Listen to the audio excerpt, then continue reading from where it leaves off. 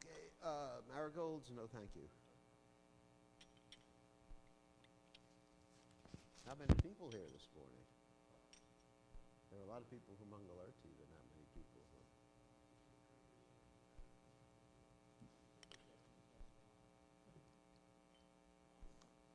People want to dance, but they don't want to hear.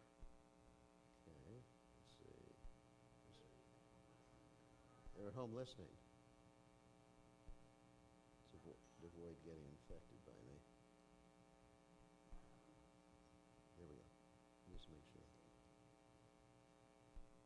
Make sure they can hear.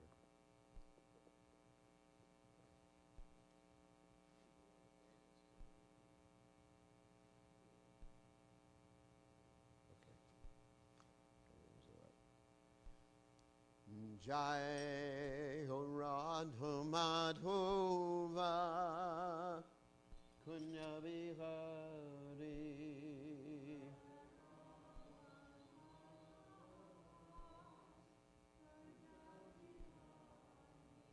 Jai Ho Radha Madhova Kunya Vihari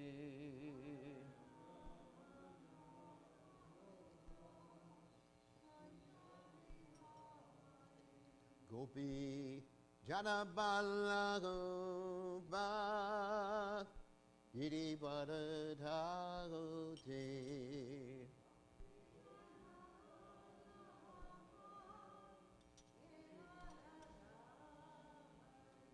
Gopi Jana Malaba Iri Paradhagote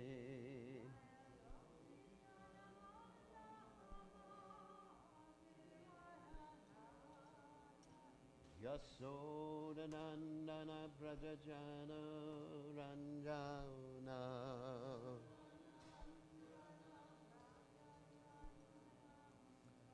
Yasodanandana Prajajana Ranjana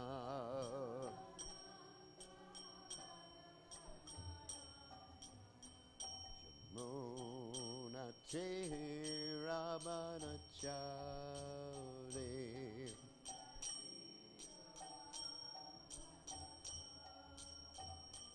Yamuna Tirabhanachari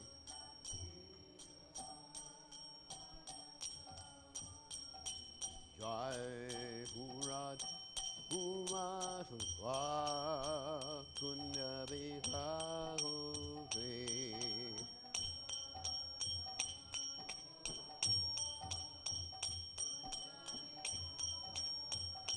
Jai Radha Madhova Kunya Vihari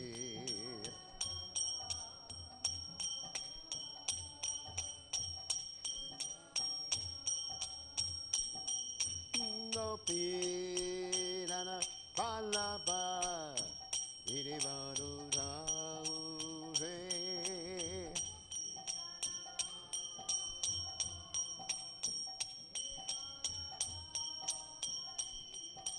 Gopi Nana Palapa Iri Varudhaure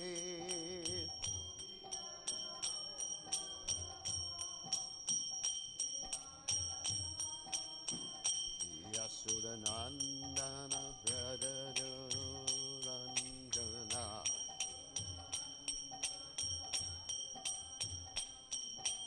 Yasudanandana Pradajanurandana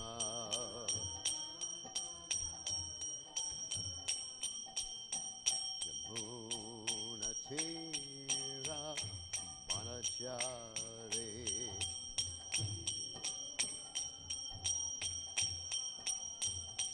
Yamuna Tera Manachauti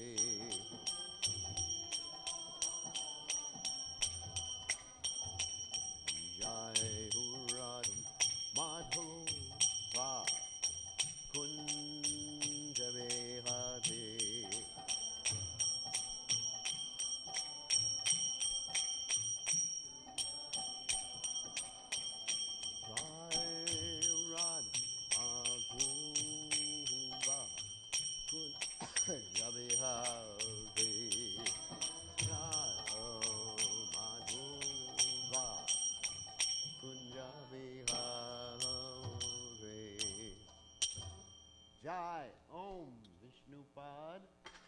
Paramahansa Paravikacharya Ostutara Satashi Shimad. His Divine Grace Sabaya Charanara Bhaktivedanta Goswami Srila Prabhupada Ki Jai. ISKCON Founder Acharya Srila Prabhupada Ki Jai. Anandakoti Vaishnav Vrinda Ki Jai. Namacharya Shri Das Thakur Ki Jai. Prem Se Kaho Shri Krishna Chaitanya Prabhu Nityananda Shri Dvaita Gadadha Shri Vasadi Gaur Bhakta Vrinda Ki Jai. Shri Shri Radhakrishna Gopinath Shyam Kun Radhakunda Giri Govardhan Ki Jai. Vrindavanam Ki Jai. Maturadam Ki Jai. Jagannath Swami Ki Jai. Yamunamai Ki Jai. Shrimati Lasi Devi Ki Jai. Samaveda Bhakta Vrinda Ki Jai. Gaur Premananda Hari Hari Bo. All glories the assembled devotees. All glories the assembled devotees. All glories the assembled devotees. All glories to Shri Guru and Gauranga Srila Prabhupada Ki Jai. Okay, so Omayanat Mirandasha Garanjana Shlakaya Chatsuran Meditam Yena Tasmai Shri Guru Maha Tapta Kanchana Gaurangi Radha Vrinavane Shri Vrishabhana Sate Devi Pranamami Hari Priye. So what we're going to do this morning is we're going to talk about Radharani's mood of devotion towards Krishna. And this evening we're going to, I guess, talk about some pastimes, especially the appearance pastime and the other pastimes of Radha and Krishna. So I want to start this whole class by mentioning that this topic of Radha and Krishna loving exchanges is a very elevated topic. And one has to be very careful not to project. What's that? The volume. Oh my God. One has to be, it's a little too loud for me. Downstairs. Well, you can turn the volume. You can turn the downstairs. It's on the upper. On the upper section, there's actually volume controls for the different speakers all over. But if you turn it this loud, we're going to get feedback and an echo in here. Okay. So we have to be careful. It's really loud. We have to be careful not to project our mundane understanding onto the pastimes of Radha and Krishna. Just like we have different relationships between young boys and young girls. And some of us may have had experiences with these things, and some of us may have not had experiences with these things. So naturally, when we talk about Radha and Krishna, or we hear about Radha and Krishna, we tend to picture these same types of relationships that we've experienced in this world. But it's nothing like that. It's a completely different quality. Of course, the relationships in this world are reflections of the relationships and activities in the spiritual realm. That is mentioned in the 15th chapter of the Bhagavad Gita. This material world is described as a banyan tree that is seen as having its roots upwards and its branches down. And the description in the 15th chapter indicates that this material world is like that banyan tree that had its roots upwards and its branches down, because the banyan tree is being reflected in a body of water. So in the same way, the pastimes of Radha and Krishna, as well as all other types of exchanges and activities, are reflected within this world. And what is the highest, let me turn this off so it's working. What is the highest in the spiritual world turns out to be something that's not so high in the material world. So we just keep this in mind. So therefore, in many of our literatures, you don't find so much information about Srimati Radharani. Of course, in the 10th canto of Srimad Bhagavatam, you never really have the direct name of Srimati Radharani mentioned. You haven't mentioned that she who is worshipping Anuradhita. And there's different explanations for that. One explanation, of course, is this really esoteric explanation, which I can mention. And the really esoteric explanation is that Radharani, of course, is Shukadev Goswami's worshipable deity, Ishta Devati, Devi, Ishta Devi. So, and therefore, because he is meditating on Radharani and pleasing Radharani, and he's considered to be an incarnation of Radharani's parrot. In fact, some of the acharyas say that's why he's called Shuka. Shuka means parrot. Of course, there's other explanations of why he's called Shuka. Another explanation is the explanation that Prabhupada gave, was that a parrot takes his beak or whatever, his nose, whatever you call it with a parrot, beak, I guess, and he hits fruit, and by, let's say, making an opening in the fruit or making the outside of the fruit softer by hitting it, the fruit becomes sweeter and more nectarian. So Prabhupada explains that's one reason why Shukadeva Goswami is called Shukadeva. But the esoteric reason is that he is the parrot of Srimati Radharani, and there's one story told by my godbrother, Gaur Govinda Maharaj, which I can relate. And I don't know the Shastric reference, but it's a very wonderful story, that once upon a time, Lord Shiva was speaking the Bhagavatam to his wife, Parvati. And Parvati was doing what many devotees do during Bhagavatam class, sleeping.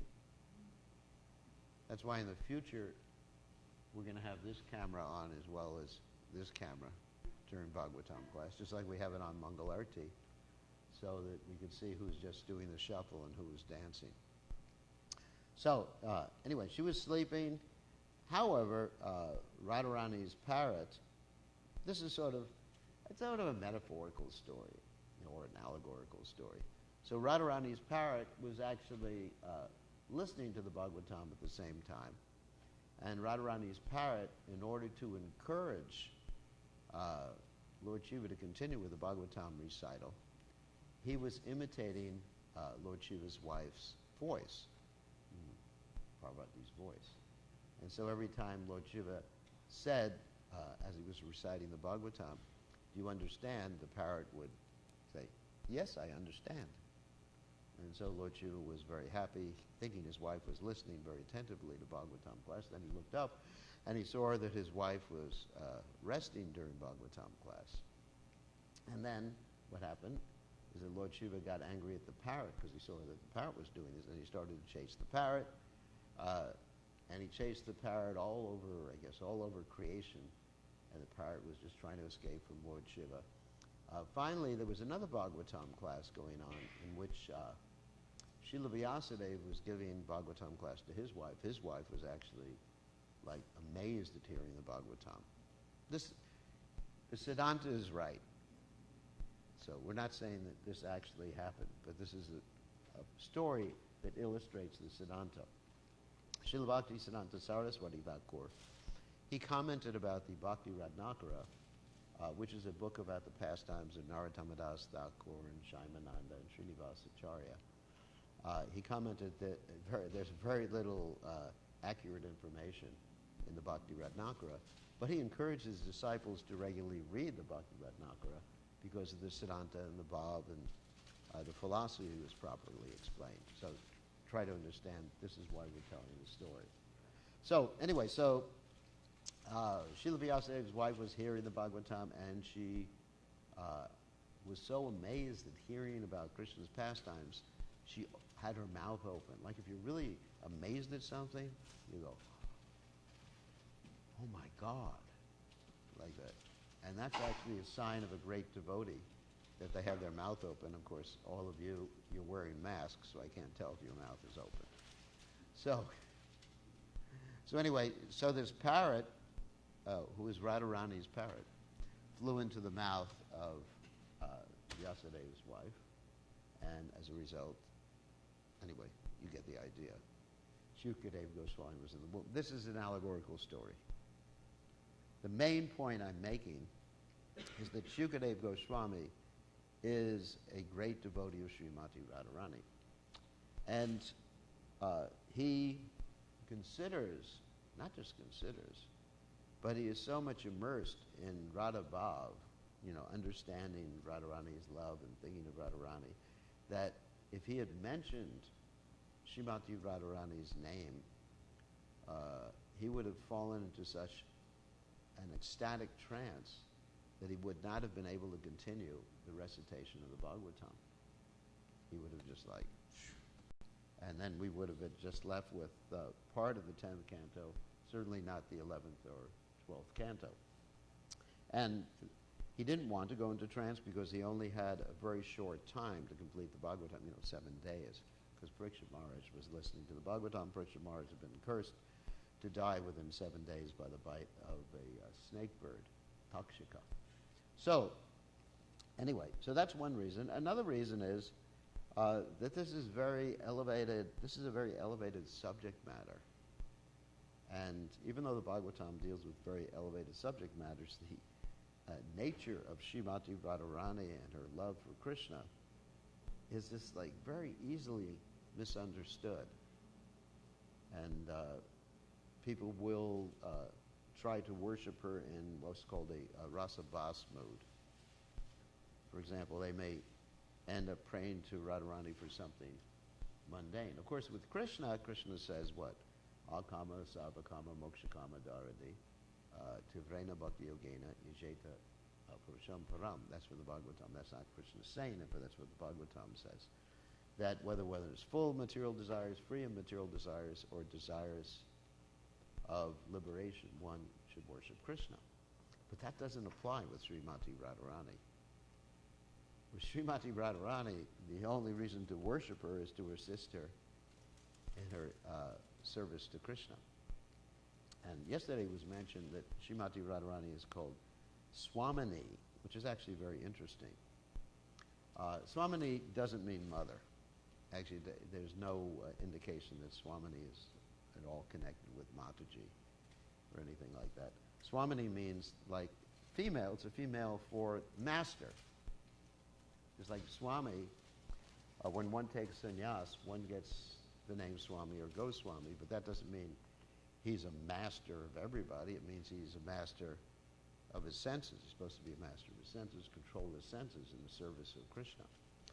So, Swamini means, there's a name of Radharani actually, Swamini. I know I even have a disciple by the name Swamini. So that means that she's just the master, and she's directing us in the service of Krishna. That's our relationship. She's in one sense you could say that she's the supreme spiritual master of the residents of Braj. And of course we understand Lord Nityananda, Balaram, they're the spiritual master, but the original spiritual master is Balaram, Amat Bala Hinena Labwa. Without the mercy of Balaram, no one makes any spiritual advancement.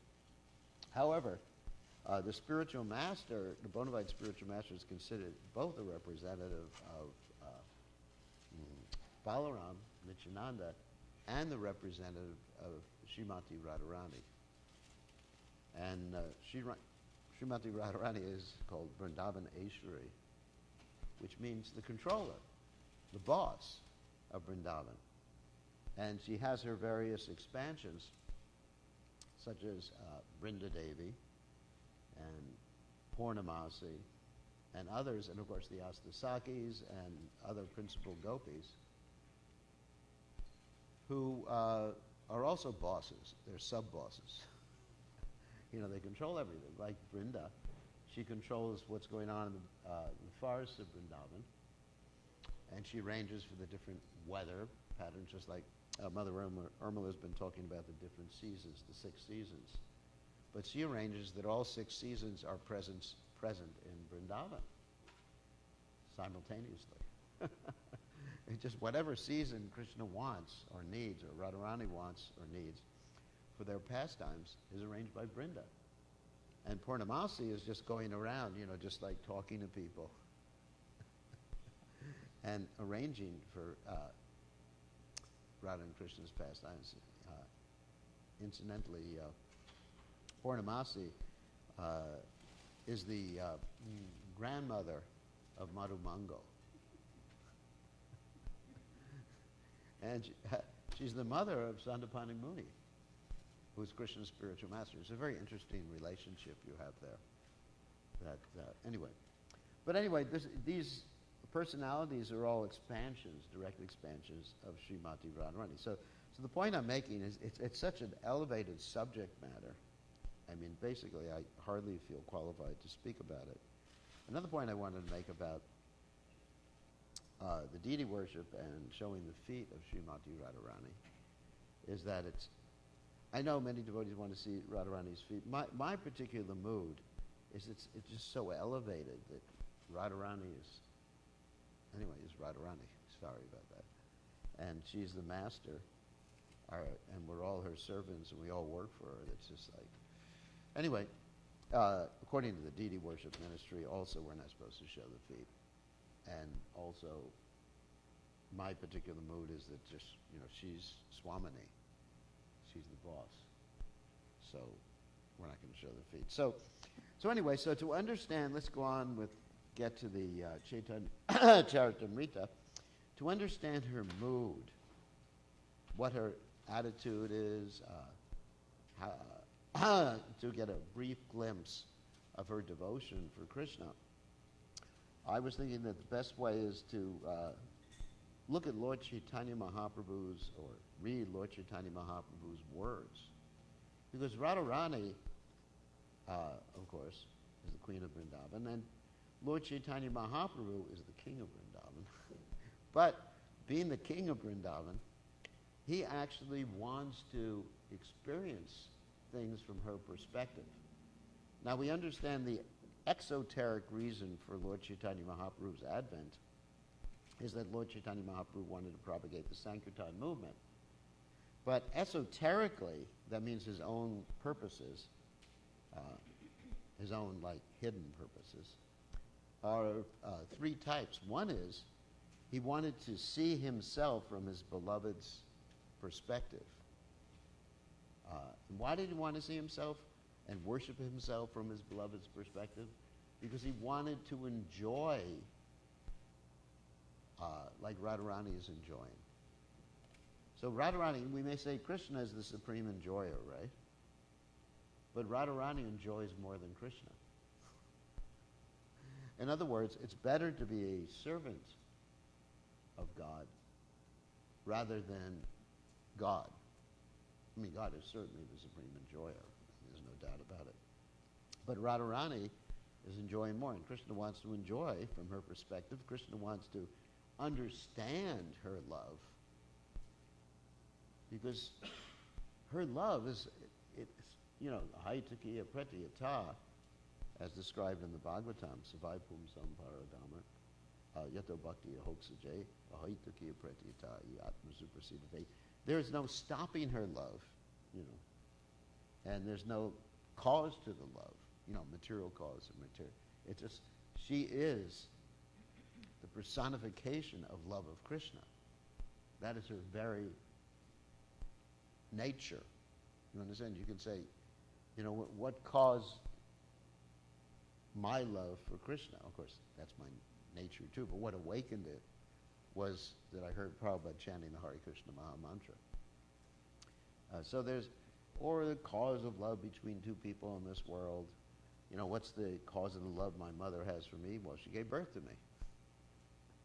If she had given birth to any of you, she would love you all the same way. So there's no cause for Radharani's love. Just like Krishna is Sarva Karana Karanam. There's no cause for Krishna. And so there's no cause for Radharani, and there's no cause for Radharani's love for Krishna. That's, she's the personification of love for Krishna. So, so Chaitanya Mahaprabhu, Krishna himself, wants to understand that causeless love, ahaitukya pratiyata, and also the love that never stops, pratiyata. Ahaitu means without cause, and pratiyata means there's no stop to it. There's no. So it's also important to understand that pure devotional service is like that, not only in regard to Srimati Radharani, that there's no material cause for pure devotional service. Sometimes people try to say there's a material cause. I mean, for example, this is something I've made the point about the last few days. They say, that it's easier for men to be Krishna conscious than women. I'm sure you've heard that before. But that's attributing a material cause to Krishna consciousness.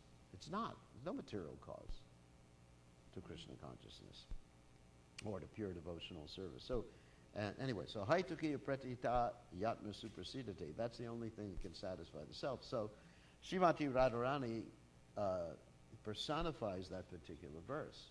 And also, anyavi lashata chinyam gyana karma navritam anukulyena krishnanushilanam.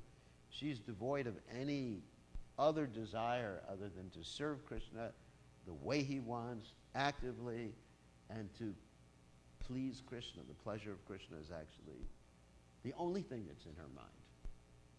There isn't anything else in her mind other than the pleasure of Krishna.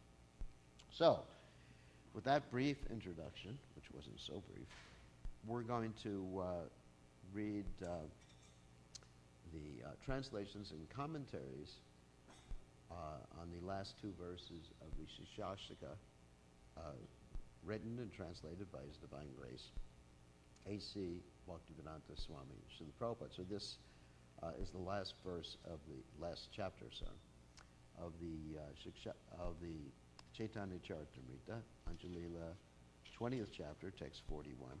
And we're going to start on text 38.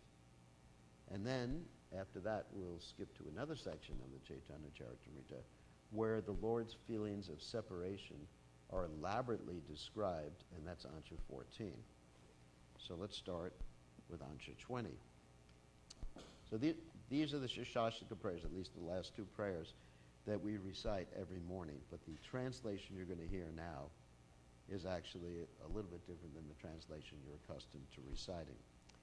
So I'm just going to read the English right now, because we have 7:30 is going to be greeting the deities? Yeah. Okay. So still we have very little time, and I have a lot I want to accomplish. Separation from Krishna awoke various melas of distress, lamentation, and humility. Thus Sri Chaitanya Mahaprabhu spoke like a crazy man. Of course, this is called Divyon Mada, transcendental craziness. And here's the verse. And I'll recite the Sanskrit for this particular verse. Yugayitam nimishena chakshusha pravashayitam shunyayitam jagat sarvam Govinda vidahename.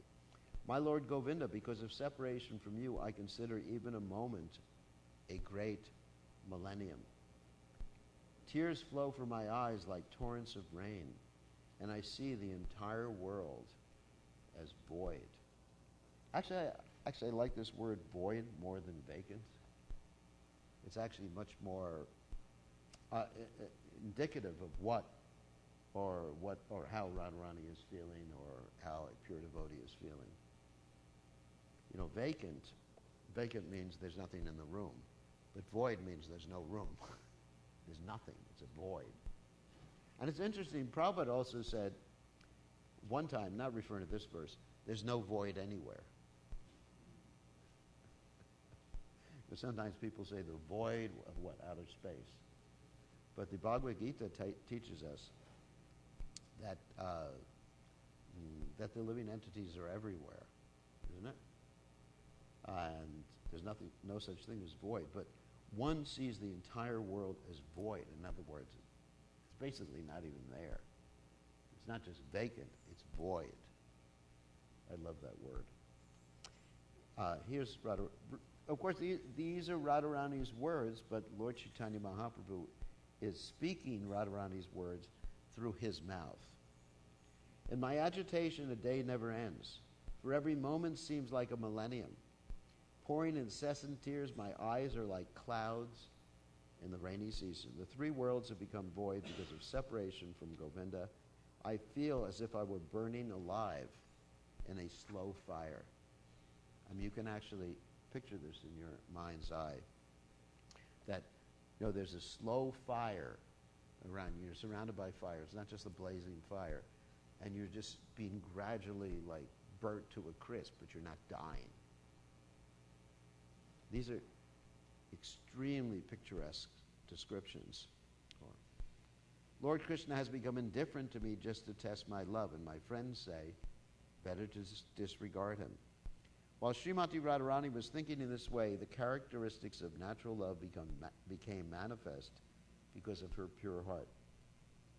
The ecstatic symptoms of envy, great eagerness, humility, zeal, and supplication all became manifest at once. I mean, so you have all these, even like conflicting emotions, just washing over Srimati Radharani's mind, transcendental mind at one point.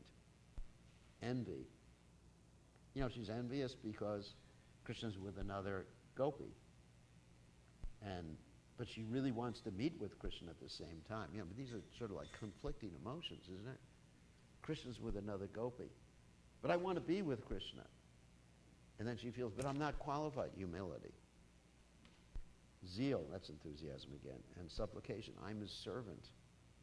So it's just like all these conflicts within the mind. It's just like, wow. Think about it. I mean, usually, with myself, I can just experience one of these at one time. If I become envious, I'm not eager at this, right? You just experience one of these emotions. But she has all these waves of emotions just washing over her consciousness. In that mood, the mind of Srimati Radharani was agitated, and therefore she spoke a verse of advanced devotion to her gopi friends.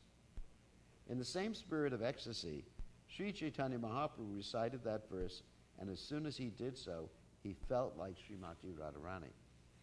So, of course, this is the last verse of the Shikshashaka.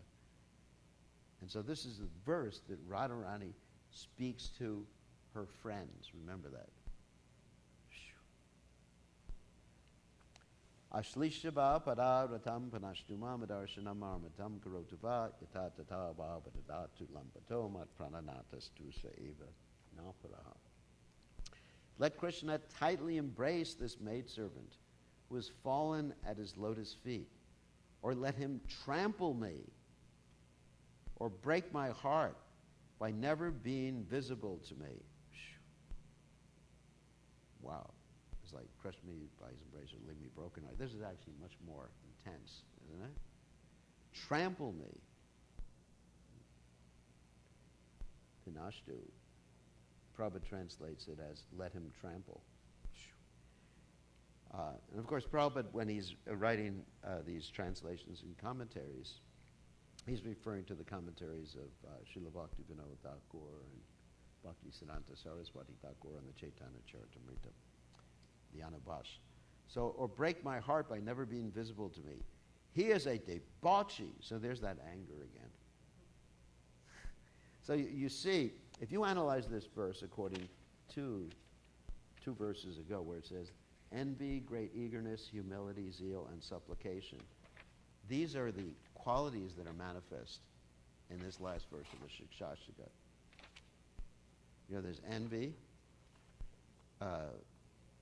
there's supplication, a worshipful Lord of my heart. I'm trying to make a correspondence here. Zeal, enthusiasm, humility. All these things are mentioned. I mean, you can give a whole class on this verse. I mean, many classes on this verse of Radharani's mood, because there's conflicting moods that are manifest within this verse. Tightly embrace this maidservant, this intense eagerness. Was fallen at his lotus feet, that's supplication again.